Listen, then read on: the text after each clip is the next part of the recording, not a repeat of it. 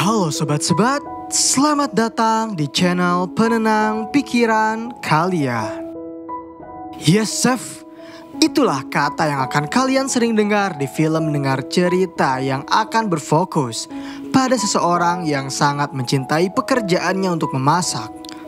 Carl Casper, chef yang mendedikasikan hidupnya untuk melayani tamu, bersama dua asistennya sedang berfokus untuk memotong daging babi yang baru saja tiba. Tapi Carl juga seorang manusia. Ia memiliki keluarga yang sempat terbengkalai. Kala itu dirinya meminta izin kepada Martin untuk menghandle dapur terlebih dahulu karena ia harus menjemput putranya yang bernama Percy. Di tengah perjalanan, Percy sempat meminta waktu kepada ayahnya untuk bermain berdua bersamanya. Namun, Carl sibuk karena ia harus membeli bahan belanjaan untuk dapur, sehingga ia hanya membawa anaknya ke pasar tradisional terdekat dengan syarat Percy tak boleh meminta jajan apapun di sana. Akhirnya, Carl pun membeli beberapa bahan yang ia butuhkan dan di sana tampaknya Percy mengganggu karena ia menginginkan sebuah popcorn. Awalnya Carl tak mengabulkan keinginan anaknya itu. Ia justru lebih memberi Percy buah daripada harus snack yang tak bergizi itu. Hingga ketika mereka telah selesai berbelanja, ternyata ujung-ujungnya mereka membeli popcorn tersebut dilanjut dengan menyantap sandwich khas yang sangat mereka berdua sukai. Keterikatan mereka berdua tak bisa dibendung karena setiap kali mereka berdua, ayah dan anak ini terus berbincang tentang hal apapun. Salah satunya adalah keinginan Percy untuk pergi ke New Orleans. Tentu sebagai ayah yang baik, Carl berjanji akan membawanya pergi setelah ia menyelesaikan tugasnya, yaitu menghidangkan makanan untuk food blogger terkenal di kota yang akan datang ke restorannya. Setelah mengantar Percy ke rumah ibunya, Carl kembali ke dapur dengan lantang meminta kepada para stafnya untuk bersiap karena mereka akan menghadapi tantangan yang serius. Ini semua tentang reputasi restoran dan dedikasi mereka sebagai seorang chef. Hingga tiba-tiba pemilik restoran datang meminta waktu berdua untuk berbincang bersama head chefnya. Meskipun Carl sempat menolak karena ia sedang sibuk, tapi pemilik restoran meminta pada stafnya untuk keluar terlebih dahulu agar memberi mereka berdua waktu. Pemilik restoran menegaskan, ia tahu Carl adalah seorang chef hebat dan ia telah mengerahkan semua ilmu masaknya selama 10 tahun di restoran ini. Namun, untuk kali ini saja, ia ingin Carl bermain aman, keluarkan makanan favoritnya untuk kritikus makanan yang akan datang di malam ini. Kritik saran pemilik restoran seakan menjadi pedang bermata dua bagi Carl. Di satu sisi ia semangat, tapi di satu sisi lainnya ia merasa tak dihargai karena pemilik restoran mengganggu waktunya. Setelah perbincangan selesai, Carl pun memanggil kembali para staf untuk menghidangkan apa yang sering mereka hidangkan kepada para tamu. Ada beberapa menu andalan mereka, salah satunya adalah dessert coklat lava cake.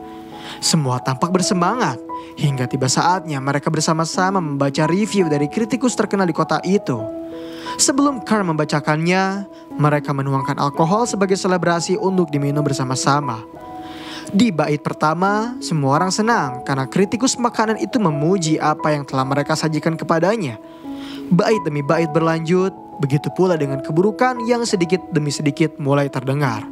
Dan semua itu tertuju bukan pada restoran, melainkan kepada chef Carl, seakan-akan menjadi dendam pribadi baginya. Padahal mereka berdua tak pernah bertemu sebelumnya. Semua orang yang mendengar review makanan itu mulai menyemangati Carl. Salah satunya adalah Molly, teman terdekat Carl yang merasa itu bukanlah salahnya. Ia mencoba menenangkan Carl yang panas dengan kritikus tersebut karena telah menjelekkan namanya. Molly tahu dan ia merasa Carl tetap menjadi chef yang hebat. Buktinya selama 10 tahun restoran berdiri, ia tetap menjadi andalan. Akhirnya perbincangan mereka berdua berakhir di kos-kosan Molly dengan Carl yang memasakkan pasta untuknya. Seakan tak puas dengan hasil review dari kritikus makanan itu, Carl kembali ke dapur setelah ia mengantarkan Percy ke rumah. Ia kembali membuat makanan yang menurutnya layak untuk dipresentasikan.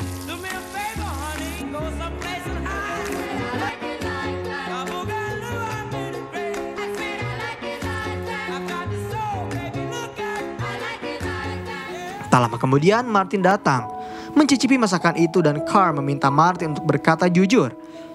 Tanpa rasa ragu, Martin bersumpah bahwa makanan itu sangat lezat dan bergizi, sama dengan apa yang Tony katakan.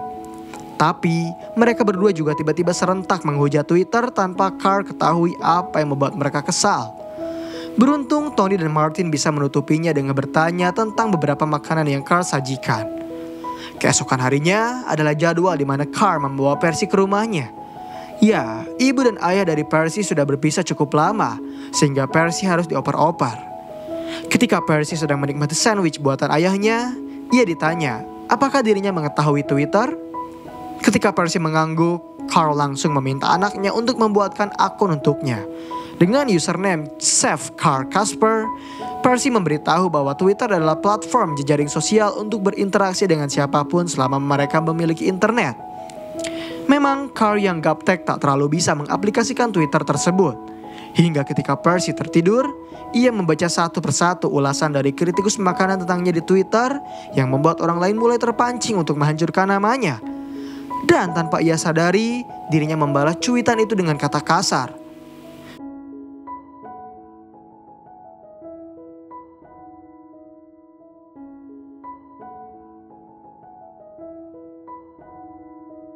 Di pagi harinya, Percy kembali memeriksa iPad-nya dan ia terkejut melihat akun Twitter ayahnya yang memiliki hampir 2.000 followers. Tapi itu semua bukan tanpa alasan. Karena semua orang membicarakan perseteruan antara ayahnya dengan sang kritikus makanan. Apa yang Carl lakukan tentu tanpa kontrol atas dirinya, karena ia belum terlalu paham bagaimana cara bermain Twitter dengan baik. Dan pada saat ia kembali ke dapur, dirinya semakin menjadi-jadi. Carl membalas cuitan dari sang kritikus makanan bernama Ramsey Misal itu dengan menantangnya untuk kembali ke restoran dengan janji ia akan membalasnya. Carl sebenarnya sempat dihentikan oleh para teman-temannya yang tak ingin membuat keributan. Tapi nasi sudah menjadi bubur. Carl meminta kepada para stafnya untuk bersiap-siap karena mereka akan membuktikan bahwa apa yang Ramsey katakan di jurnalnya adalah omong kosong belaka. Ketika Carl kembali mengatakan Percy ke rumahnya, ia bertemu sejenak dengan Ines yang tak lain mantan istrinya. Nah, Ines memperingati Carl untuk berhati-hati bermain Twitter setelah ia melihat apa yang telah mantan suaminya lakuin. Bahkan Ines meminta Carl untuk masuk ke dalam rumah karena ia hendak menolongnya dengan seseorang yang memiliki tugas sebagai humas agar memastikan jika reputasi dari Carl bisa dibersihkan di media sosial. Nah sayangnya, si Carl justru menolak dengan alasan karena ia harus kembali ke dapur. Saat kembali ke dapur, semua menjadi berantakan. Carl dengan ambisinya untuk menghancurkan Ramsey, sedangkan restoran harus tetap beroperasi sesuai dengan sistem mereka. Bahkan keinginan Carl ditentang secara tegas oleh pemilik restoran yang ingin mereka tetap untuk memasak sesuai dengan menu yang mereka miliki. Perdebatan terjadi di sana, tak bisa dihentikan, di mana Carl mengaku akan memasak sesuai yang ia inginkan, sedangkan pemilik restoran berkata tidak. Bahkan pemilik restoran sampai harus membuktikan kekuasaannya dengan menyebut jika dirinya lah yang membayar mereka semua. Sebuah penghinaan berarti bagi Carl yang dimana ia langsung memutuskan untuk resign dari restoran.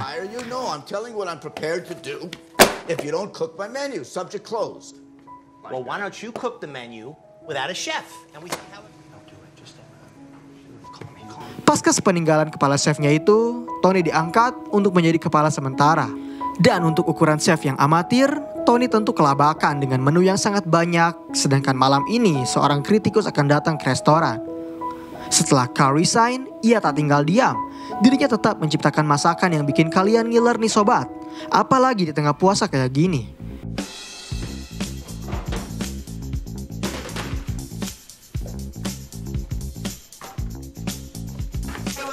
Lalu tiba saatnya Ramsey datang ke restoran.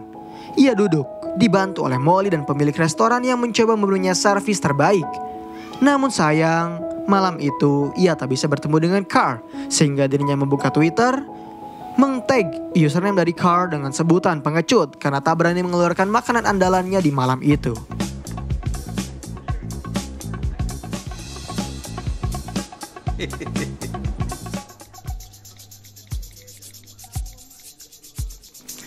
Carl yang sedang memasak langsung melihat cuitan tersebut dan murka seketika. Ia menelpon Molly untuk memintanya menahan Ramsey agar tak keluar dari restoran terlebih dahulu. Hingga tiba saatnya, Carl masuk ke dalam restoran. Amarahnya membludak. Ia mencaci maki Ramsey di puluhan orang dengan ponselnya. I've been waiting to talk to this prick for a long time. I am not cloying. That's not what makes the center molten. Carl mengaku Ramsey telah menyakiti hatinya dengan jurnal yang ia tulis. Ramsey juga tak menghargai proses pada seorang chef untuk menghidangkan makanan dengan baik. Sebagai perumpamaan, Carl menghancurkan coklat lava cake miliknya untuk membuktikan jika ia telah menciptakan makanan sebaik mungkin. Tak ada respon dari Ramsey. Ia hanya terdiam. Keesokan harinya, ulah dari Carl tampaknya viral setelah beberapa orang mempostingnya di internet. Dan teman dari Ines selaku humas langsung meneleponnya untuk membantu Carl. Ia tahu ulah dari Carl membuatnya kesulitan untuk mencari pekerjaan. Tapi nilai plusnya adalah Carl diundang untuk ikut ke acara Hell's Kitchen. Tentu Carl menolak karena ia adalah seorang chef sungguhan. Tak lama kemudian Carl menutup teleponnya karena Ines baru saja menelepon. Ia memprotes kesalahan dari Carl karena telah membuat Percy kecewa. Pasalnya, Carl telah melanggar janji untuk mengajak Percy ke New Orleans. Karena saat itu otak Carl dipenuhi dengan amarah, ia meminta kepada Ines untuk memberikan teleponnya pada Percy. Namun, belum Carl meminta maaf, ternyata Percy telah memaklumi kesalahan dari ayahnya itu. Dan Carl sangat berterima kasih karena anaknya bisa mengerti perasaannya. Padahal tanpa ia sadari, Percy menonton ulahnya di YouTube. Pada malam harinya, Carl menyempatkan diri untuk bertemu dengan Martin dan Tony di sebuah bar. Saat itu mereka mencoba menenangkannya dan berusaha membantu Carl untuk kembali bangkit.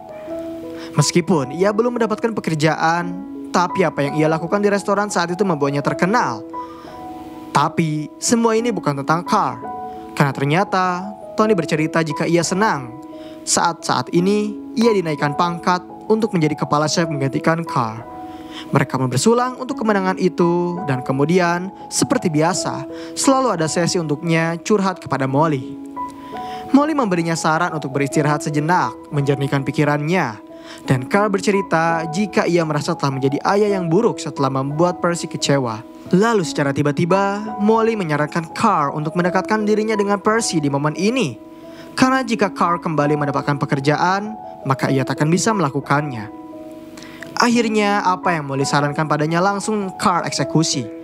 Keesokan harinya ia menghampiri kediaman dari Ines, mencoba untuk mencari anaknya. Tapi Ines memberitahu jika Percy sedang tertidur. Lalu ia mengajaknya untuk berbicara berdua. Ines mengaku ia akan membawa Percy untuk pergi ke Miami dan mengajak Carl pergi bersamanya sebagai pengganti karena pengasuh Percy tak bisa menaiki pesawat. Awalnya Carl sempat menolak dengan alasan karena ia tak memiliki uang sepeser pun. Namun, Ines menggaransi ia akan menanggung semua biayanya. Pada akhirnya, keluarga kecil itu pun berkumpul kembali, pergi ke Miami dan bersenang-senang pada malam harinya di sebuah klub malam. Tentu Percy ikut untuk menikmati kota penuh dengan hiburan malam itu.